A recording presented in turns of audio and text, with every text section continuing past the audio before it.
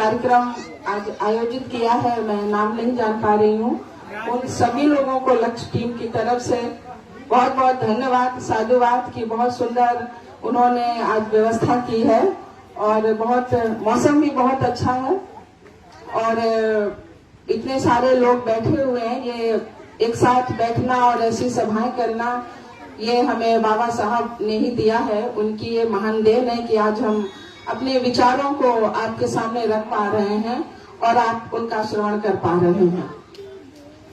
तो बाबा साहब ने तो हमें बहुत कुछ दिया, उनके लिए तो क्या कहना है कि अगर हम अपने शरीर की जो चमड़ी है अगर उसको निकाल करके जूता बना के उनको पहना दें तो भी कम है डॉक्टर अम्बेडकर के लिए। तो यहाँ पर खड़े होना और एक बहुजन समाज की बहन बेटी का मुझ जैसी ये एक बहुत बड़ी उपलब्धि है और इसी प्रकार से हमारे कार्यक्रम आगे होते रहें, हम ऐसे गांव-गांव में जाते रहें, ऐसी सभाएं संभाषण करते रहें, सेमिनार गोष्ठियां करते रहें। ये इसके लिए आप सब लोग इस काम को आगे बढ़ाइए और ये लक्ष्य संगठन जो जिसका भारतीय समन्वय संगठन लक्ष्य नाम है, ये संगठन 22 सालों का संगठन है। बहुत से लोग यहाँ पहली बार आए होंगे, हालांकि हरदोई जिले में हमने बहुत से कार्यक्रम किए हैं लक्ष्य के और ये अनिल कुमार आनंद जी आए हैं अपने पूरे परिवार के साथ, अपने पिताजी, भाभी और बहन के साथ, बहनोई के साथ में, ये अपने पूरे परिवार के साथ हैं। आपके भरावन ब्लॉक के लिए कौन सा गांव है आपका? मरिया से। तो उस एरिया में हमने बहुत से कार्यक्रम किए, काफी लोग हैं, मुझे लग रहा है कि उस कार्यक्रम में रहे हैं। तो इसको हरदोई जिले में फैलाने की जरूरत है क्योंकि ज्यादातर लोग हरदोई जिले से होंगे। तो ये जो संगठन है जिसका नाम है भारतीय समन्वय संगठन लक्ष्य, ये 26 जनवरी 1999 को बना।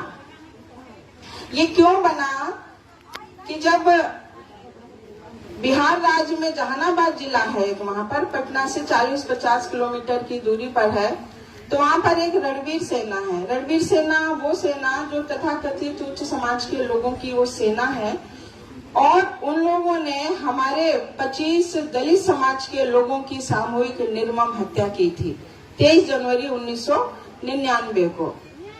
और यूं तो हत्याएं पहले भी हो रही हैं, बाद में भी, अभी भी यही क्रम जारी है। तो ये हुआ कि जब ऐसे हत्याएं होती हैं, सामूहिक हत्याएं होती हैं और कोई बोलने वाला नहीं होता है, उस समाज के साथ में जो उपेक्षित है, जो पद दलित है, जो दलित समाज है, दलित बोले तो जो उठा हुआ नहीं है, जो जिसका दमन हुआ है, जो बहुत डाउन टू अर्थ है, बहुत नीचे है, तो ऐसे समाज के लिए कोई खड़ा नहीं होता है। और बाबा साहब ने हमें पूना पैक्ट के तहत आरक्षित सीट का प्रावधान किया, संवैधानिक सीटों का, और रिजर्व सीटें दी, विधानसभाओं में दी, संसद भवन में दी, और हमारे में से, आप में से लोग जाकर के वहां पर इलेक्शन जीत करके वहां पर जाते हैं, एमपी एमएलए बनते हैं, मिनिस्टर बनते हैं, और वो ही हमारी बात नहीं उठाते हैं वहां पर। तो क्यों ना एक ऐसा सामाजिक संगठन बनाया जाए जो सिर्फ समाज के हित की बात करे, जो राजनीति ना करे, जो गैर राजनीतिक हो और समाज में, पूरे देश में, पूरे प्रदेश में, देश के सभी प्रदेशों में जा करके बहुजन समाज को जागरूक करने का काम करे। और जिस भी व्यक्ति के साथ, भाई के साथ, बहन के साथ अगर गैर संवैधानिक कुछ चीजें होती हैं तो हम उसकी बात को शासन और प्रशासन में उठा सकें, वहां पर हम दबाव बना सकें। अब दबाव कैसे बनेगा? दबाव तो ऐसे ही बनेगा जब इतने सारे लोग, अगर कोई हमारे आपके हरदोई जिले में या मान लीजिए मीनापुर की हम बात करते हैं, यहाँ पर कोई ऐसी घटना हो जाए जो जाति के आधार पर घटित हो, तो उसको लेकर के क्या पीड़ित व्यक्ति जो है, क्या हम उसका साथ नहीं देंगे? देना चाहिए। उस व्यक्ति को लेकर के हम उसकी जो संबंधित यहाँ का थाना है, जो प्रशासन है, वहां पर हम जा करके एप्लीकेशन दे, एफआईआर लिखवाएं, और एफआईआर करने वाला जो वहाँ थानेदार बैठा हुआ है वो आपकी एफआईआर करने के लिए बाध्य है, उसको करनी ही करनी पड़ेगी। लेकिन होता क्या है कि हमारे लोग सरेआम उनकी बहन बेटियों के साथ में छेड़खानी होती है। उनको स्कूल जा रही हैं, धान काटने जा रही हैं, गरीब घर की बच्चियां हैं, महिलाएं हैं, बुजुर्ग हैं, अपने काम में रहते हैं, दूसरे के खेतों में मजदूरी करते हैं, दूसरे की फैक्ट्री में करते हैं, दूसरे के घरों में जाकर के करते हैं। और वो इतना मेहनत कश समाज, जो हमारा बहुत बड़ा मेहनत कश समाज है, जो सुबह से शाम तक हार काट की जो मेहनत करता है, तब कहीं मुश्किल से 2 जून की वो रोटी इकट्ठा कर पाता है। इसके बाद भी उसको जीने नहीं दिया जाता है, उसका जीना मुहाल हो रहा है। और हम कहते हैं कि हम आजाद हैं। 70-72 साल आजादी के हो गए, तो किस बात की आजादी मिली? हमारे जो जिन्होंने आजादी के लिए संघर्ष किया या जो शहादतें दी, कुर्बानियां दी, तो किस बात के लिए हमें आजादी दी गई है? तो जब हम कोई छोटा मोटा काम करते हैं, मजदूरी करते हैं, हमारी महिलाएं करती हैं, बहन बेटियां करती हैं, बाद अब अगली घटना नहीं होगी, उस घटना के बाद अब घटना नहीं होगी, लेकिन ये वही रिपीट होता चला जा रहा है। हमारी नाबालिग बच्चियों के साथ में लोग सामूहिक बलात्कार करते हैं, उनके साथ दुराचार करते हैं और उसको मार देते हैं। कोई धान काटने गई, कोई गेहूं काटने गई, या उसको अकेला पा लिया तो 4 आदमी ने घेर लिया, 6 आदमी ने घेर लिया। इतनी मतलब महिला हो हमारे समाज की या बच्ची हो, वो गंदे कपड़ों में है और गंदी है, नहाई भी नहीं है, उसको भूखी भी है, कुछ नहीं देखना है। क्या इसमें जातिवाद नहीं है? क्या उसको छूने से इसमें नहीं पाप लगता है उन लोगों को? ये सोचने वाली बात है। इस तरीके की घटनाएं पूरे प्रदेश में होती हैं, पूरे देश में होती हैं। और हमारे जो पढ़े लिखे समाज के लोग हैं, जो गांव से निकल के शहरों में गए, जो अधिकारी कर्मचारी बने, जो नेता बने, वो आवाज नहीं उठाते हैं, वो उनके साथ में नहीं खड़े होते हैं। तो इस पर हम लोगों को बैठ करके चिंतन मनन करना चाहिए और अपने समाज को अपना परिवार मानना चाहिए। क्योंकि अगर इस तरह की घटनाएं हमारे आसपास हो रही हैं और हमारे कानों तक ये ऐसी आवाजें जा रही हैं, तो हमारा खून खौलना चाहिए और हमें उस व्यक्ति के साथ में, जिसके परिवार में ऐसी घटना घटी, उसका हमें पूरा भरपूर साथ देना चाहिए। तो ये काम लक्ष्य संगठन कर रहा है और बड़े धूमधाम से कर रहा है। कहीं भी अगर इस तरीके की कोई जाति के आधार पर अगर कोई घटना घटती है आपके आसपास, आपके गांव में, तो आप लोग लक्ष्य संगठन को याद कर सकते हैं। ये संगठन पिछले 22 सालों से एक बहुजन समाज, जो हमारा 90% 85% जो बहुजन समाज है, जिसमें अनुसूचित जाति के हैं, जनजाति के हैं, जनजातियां तो हमारे बीच में नहीं रहती हैं, जंगलों में रहती हैं ज्यादातर, अति पिछड़े समाज के लोग हैं, पिछड़े वर्ग के लोग हैं, और जो धार्मिक अल्पसंख्यक समुदाय के लोग हैं। धार्मिक अल्पसंख्यक मतलब इतिहास में जैसे जैसे भारत में आक्रमण हुआ तो बहुत से हमारे लोगों ने धर्म को परिवर्तित किया। जैसे कुछ मुस्लिम बन गए, कुछ सिख बन गए, कुछ ईसाई बन गए, लेकिन वो इसी देश के रहने वाले हैं। तो हम में भाईचारा स्थापित करना, हम में एकता बना करके रखना कि अगर मुस्लिम भाई के साथ में कोई घटना घटती है तो हमें भी उनके साथ में खड़े दिखाई पड़ना चाहिए। इसी प्रकार से हम ये नहीं सोचें कि कौन छोटा है कौन बड़ा है। जिनके भी साथ में असंवैधानिक आचरण किया जा रहा है, उस समाज के साथ में हमको साथ में होना चाहिए। इससे क्या होगा कि भले हमारी सरकारें नहीं होंगी, अब सरकारें हो तो बहुत अच्छा है, क्योंकि संख्या में तो हम ज्यादा हैं, तो सरकार भी निश्चित रूप से हमारी होनी ही चाहिए। लेकिन अगर हमारी सरकारें नहीं है तो क्या हमारे साथ उत्पीड़न हो, क्या हमारे साथ अत्याचार हो, क्या हमारे बुजुर्गों का अपमान हो, हमारी महिलाओं का अपमान हो, हमारे जो युवा हैं क्या उनका अपमान हो? हम लोग क्या इसी के लिए बने हुए हैं कि हम खुद का अपना अपमान कराते रहें? उन लोगों के द्वारा जो मुट्ठी भर जो लोग हैं, जो अपने आप को उच्च समाज के व्यक्ति कहते हैं, लोग कहते हैं, हमारा समाज, हमारा भाई सफाई का काम करता है, सड़कें साफ करता है, बाथरूम साफ करता है, कपड़े साफ करता है, और उन्हीं को लोग हेट की निगाह से देखते हैं। तो नफरत हम फालतू में क्यों किसी के लें? पहली तो ये बात है कि हम अपने आप को छोटा ना माने, और छोटा ना माने इसके लिए हमें एक दूसरे का साथ देना पड़ेगा, संगठित होना पड़ेगा, तभी हमारे अंदर आत्मबल पैदा होगा।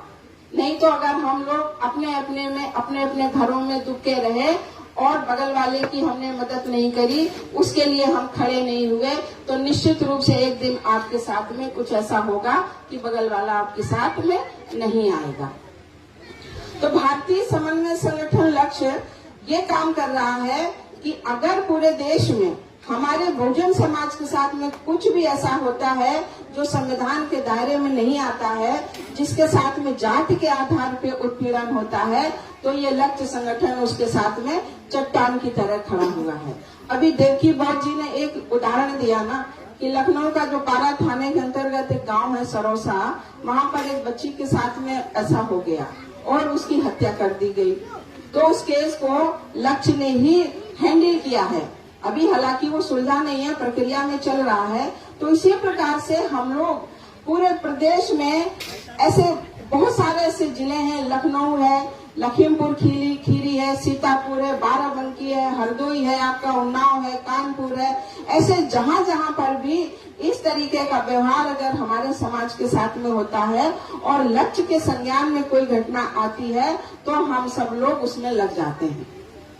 और हमने बहुत से ऐसे लोगों की FIR दर्ज कराई जो अपनी एरिया में, अपने क्षेत्र में बहुत बड़े बदमाश हैं या कह लीजिए बहुत बड़े नेता अपने आप को मानते हैं। ऐसे लोगों को हम लोगों ने जेल में ठूसने का काम किया। तो ये लक्ष्य की एक बहुत बड़ी ताकत है। हम जैसे जैसे काम कर रहे हैं और आगे बढ़ रहे हैं तो हमको एक ताकत मिलती चली जा रही है और ये हमारा प्रैक्टिकल का अनुभव है। ये अनुभव ये बताता है कि वास्तव में संगठन में, सामाजिक संगठन में कितनी बड़ी ताकत है। हमारे संगठन में जो बहनें हमारी मंचासीन है, इन्होंने ऐसे ऐसे काम किए, मैं आपको बताऊं कि कोई अधिकारी नहीं कर सकता है, कोई नेता नहीं कर सकता है, कोई MLA MP मंत्री नहीं कर सकता है। इस तरीके से लोगों को न्याय दिलाने का काम किया, जो समाज कल्याण से जो पैसे की व्यवस्था होती है उसको भी दिलाने का काम किया। अब जो घटना घट गई या जिसके बीच में किसी की बच्ची का कुछ हो गया, वो नहीं रही, तो वो जान तो हमने नहीं दिलाई, उसको वापस कर पाए, लेकिन जो संवैधानिक जो चीजें हैं उसको दिलाने का हम लोगों ने भरसक प्रयास किया और इसमें हमने सफलता भी पाई है। तो ऐसे ही कार्यक्रम अगर हम इसी तरीके से बड़े छोटे या एक टारगेट बना करके अगर हम चलते हैं 1 महीने का, 2 महीने का और 5,000, 10,000 का अगर हम टारगेट बनाएं और इसी प्रकार के अपने हरदोई जिले में कहीं एक जगह ऐसी चुने जहां पर हम ये सोचे कि यहाँ पर हमें 10,000 की भीड़ लानी है और हमें एक बहुत बड़ा भीड़ सम्मेलन करना है। तो जब अगर हम 10,000 का उद्देश्य बना के चलेंगे और 2 महीने की तैयारी करेंगे, मान लीजिए, तो 8-7 हजार तो आदमी आ ही सकता है ना वहाँ पर। तो जब एक एरिया में हम 7,000, 10,000 आदमी जब हम इकट्ठे होंगे और अपने महापुरुषों की बात करेंगे तो अगल बगल के जो लोग दबंग मानसिकता के होंगे या ये कह लीजिए कि सामंतवादी मानसिकता के लोग होंगे तो वो कांपेंगे, वो डरेंगे आपसे। ये ताकत है आपकी इस संगठन में और ये वो संगठन है जो अध्यक्ष, उपाध्यक्ष, मंत्री, महामंत्री की यहाँ पर लड़ाई नहीं है। ये लक्ष्य कमांडर के नाम से हम सारे लोग हैं, चाहे वो हमारी बहनें हो, चाहे वो हमारे भाई हो, चाहे बुजुर्ग हो, छात्र हो, युवा हो, कोई भी लोग हो। तो ये भी एक बहुत अच्छी बात है। और दूसरी जो सबसे अच्छी इसमें बात है वो ये है कि इस संगठन को लीड करने का काम हम महिलाओं को दिया गया है, क्योंकि दूसरे संगठन में हम देखते हैं चाहे वो सामाजिक हो, राजनीतिक हो या धार्मिक हो, वहाँ पर महिलाओं की संख्या कम होती है, मंचों पर महिलाएं कम होती हैं और आम घरों की तो महिला होती ही नहीं है। बल्कि जो MLA MP होते हैं या IAS PCS अधिकारी होते हैं, उन्हीं की पत्नी, बहन, बेटी या माँ मंच पर बैठी हुई होती है। बाकी आप जैसी बहनें, बेटियां, हमारी जो माताएं बैठी हुई हैं, ये जय भीम भी नहीं बोल पाती हैं, लेकिन अपनी बात को कह सक रही हैं, अपने दर्द को बयान कर पा रही हैं, तो हम इनको मंच देते हैं, हम इनका स्वागत करते हैं। अपनी बात को कहिए, आप क्या महसूस करते हैं, क्या आप एहसास करते हैं। इस समय जो परिवेश है, जो वातावरण है इस समय का, उसके सराउंडिंग में आप जहाँ रहते हैं आसपास क्या घटित हो रहा है, ये बात आप कहिए। अगर आप कहेंगे नहीं तो आपकी कोई सुनेगा नहीं। तो आप जो महसूस कर रहे हैं उसको बोलिए, और आप क्या महसूस कर रहे हैं ये आपके विचार, ये मंच, ये लक्ष्य मंच आपको उपलब्ध कराता है कि आप यहाँ पर आकर के अपनी बात को रखिए। यहाँ हम ज्ञान देने नहीं आए आपके बीच में। आपकी समस्या क्या है, आपके बच्चों की क्या समस्या है, आने वाली पीढ़ियों का भविष्य कैसा रहेगा, दरअसल हम उस पर एक चर्चा करने आए हैं। हम कुछ सीखने भी आए हैं आपसे। तो आप में से किसी को कुछ ऐसा आपके विचार आ रहे हैं तो आप अपनी बात को निसंकोच हमसे कह सकते हैं, हमसे आप बता सकते हैं। और जो ये सारा जो चीजें हैं, आज हम यहाँ पर बैठे हैं, इतना सुंदर पंडाल बनाए हैं, ये माइक है हमारे हाथ में। अगर हम संघर्ष नहीं करेंगे और जो संवैधानिक अधिकार हमको परम पूज्य बाबा साहब डॉक्टर अम्बेडकर ने दिए हैं, अगर हम इनको बचा करके नहीं रखेंगे तो निश्चित रूप से वो समय आ जाएगा जहाँ से बाबा साहब हमको लेकर के बड़ी मुश्किल से यहाँ पर आए थे। कितने बच्चे उन्होंने अपने मरते हुए देखे हैं। उनके सब मिलाकर के 5 बच्चों का जन्म हुआ और जिनमें एक ही बेटा उनका जीवित रहा, यशवंत राव नाम का।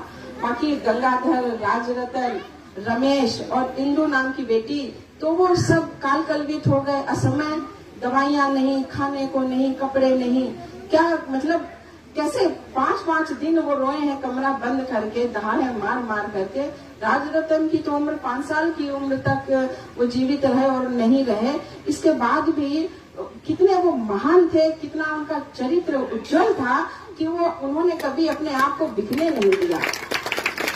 किसी पूरे देश में किसी पार्टी की, किसी नेता की औकात नहीं थी कि उनके सामने खड़े होके आंख में आंख मिला करके उनसे बात कर सके। उन्होंने कहा ये बात, किसी से अपने सेवक से कही कि जानते हो रतु, लोग मुझसे क्यों भय खाते हैं? वो इसलिए भय खाते हैं, वो इसलिए भय नहीं खाते हैं कि मेरे पास में पैसा है, पोजीशन है, इसलिए भय नहीं खाते हैं। वो इसलिए भय खाते हैं कि मेरा चरित्र बहुत ऊंचा है, कोई मुझे खरीद नहीं सकता, इसलिए लोग भय खाते हैं। और बात भी सच है उनकी। जब वो विदेश से पढ़ने जाते हैं तो रमाबाई बासी रोटी को उसका लड्डू बनाती हैं। मालूम होगा आप लोगों में से किसी को। जब वो विदेश पढ़ने गए तो बोले कि समय असमय कभी देर हो जाएगी तो हम ये लड्डू साहब आप कभी कभी खा लिया करना। तो बासी रोटियां रखी थी उनके घर में, तो उसको कुछ ऐसा लड्डू चीनी वीनी मिला करके बना करके दे दिया।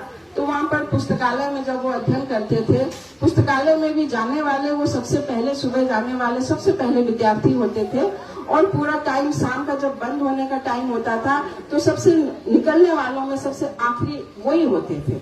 समझ लीजिए कितना पढ़ने के प्रति कितनी लालाई थे वो। वहाँ पर विद्यार्जन के लिए गए थे, ज्ञानार्जन के लिए गए थे और वो चीजें वहाँ पर पढ़ने के लिए गए थे। उनको बड़ौदा के राजा ने भेजा था, सयाजी राव ने, तो एक एक पल का उन्होंने वहाँ पर उपयोग किया।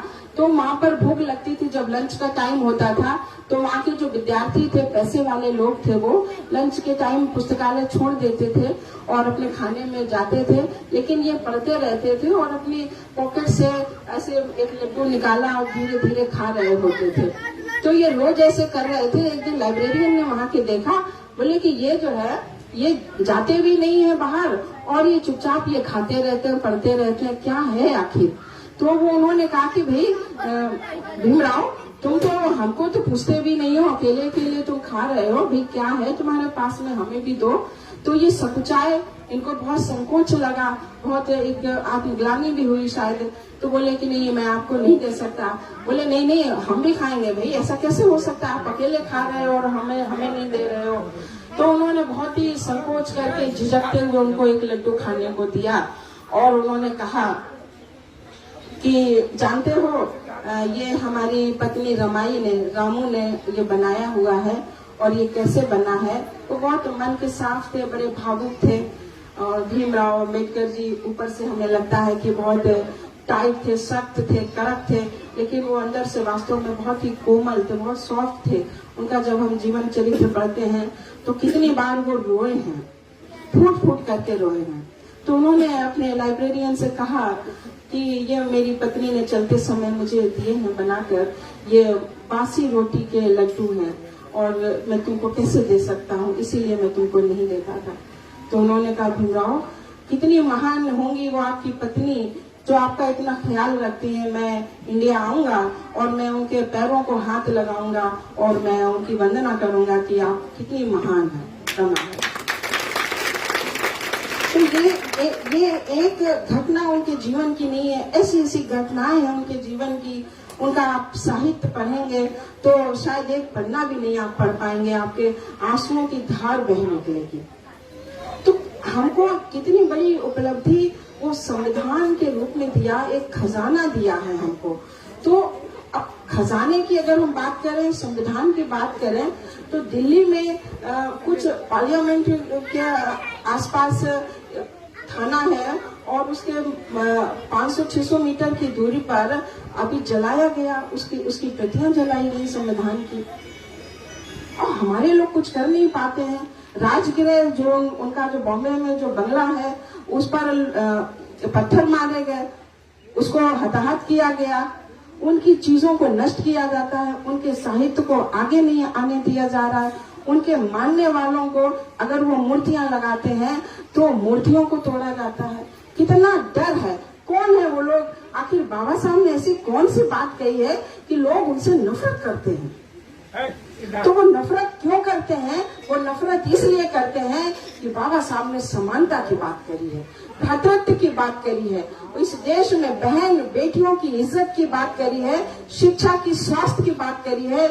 जिसकी जितनी संख्या भारी उसकी उतनी हिस्सेदारी, भारत के जर्रे जर्रे में एक हिस्सेदारी की बात करी है। तो जो 15% जो लोग हैं जो अपने आप को उच्च समाज का कहते हैं, जिन्होंने चारों तरफ से पूरे देश को अपने अंडर में कर रखा है, अंधविश्वास से, पाखंड से, सत्ता में, प्रशासन में, सेना में, वो लोग जो समानता की बात नहीं जिनको पसंद है, जो नहीं चाहते हैं कि देश में समानता रहे, वो लोग इनसे इतना डरे हैं, इतना भयभीत है कि जीवित रहते भी इनको चैन से नहीं रहने दिया और इनकी मूर्तियों को भी खड़ा नहीं देखा जा रहा है। उनसे कितना डर है उनको। इनसे पहले जो छत्रपति साहू जी महाराज की हम बात करते हैं, फूले दंपति की बात हम करते हैं, सावित्रीबाई फूले जी की, महामना ज्योतिबा फूले जी की, तो पुणे में पेशवाई चलती थी। ये वो पेशवाई का वो दौर था जब हमारे लोगों के गले में हांडी थी और पैरों और पूंछ थी यहाँ पर कमर में, और हम नंगे पांव चलने को मजबूर थे। धूप में, गर्मी में, हमको दोपहर में निकलने को हम मजबूर थे। उनके लोग मर जाते थे तो हम उनकी खबर, उनके जो रिश्तेदार थे वहां हम पहुंचाने के लिए मजबूर थे। कैसे कैसे हालात थे उस दौर में। समझिए फूले दंपति ने कितना बड़ा संघर्ष किया, शिक्षा की अलख जगाई, और डॉक्टर अम्बेडकर महामना ज्योतिबा फूले को अपना गुरु मानते हैं। एक गुरु वो संत कबीरदास जी को भी मानते हैं, एक गुरु इनको फूले जी को भी मानते हैं। तो अंग्रेजों के शासनकाल में इतना काम आसान हो भी पाया, लेकिन जो शुरुआती जो दौर था फूले दंपति का, वो माली समाज से आते थे, और जब वो शिक्षा के लिए बात करते थे, समाज के उत्थान की जब वो बात करते थे, तो उन्हीं के समाज के लोगों ने, जो दूसरे लोग थे, उनके माता पिता पर प्रेशर बनाया कि आपके बेटा बहू ये क्या कर रहे हैं, धर्म का अनिष्ट कर रहे हैं। तो उन्होंने फूले जी, जो महामना ज्योतिबा फूले जी थे, उनके पिताजी ने उनको समझाया कि ये काम मत करो, तुम फूले, तुम खेती का ये मालीगिरी ही तुम करो, ये काम मत करो। लेकिन वो नहीं माने, और जब नहीं माने तो उन्होंने उनको घर से निकाल दिया। लेकिन घर से वो निकल गए। इसके बाद भी जो काम वो महान काम कर रहे थे, महिलाओं को पढ़ाने लिखाने का, तमाम उस समय जो बुराइयां, भेदभाव था, पाखंड था, उसके भी खिलाफ वो बहुत ही जोरदार तरीके से आंदोलन चला रहे थे।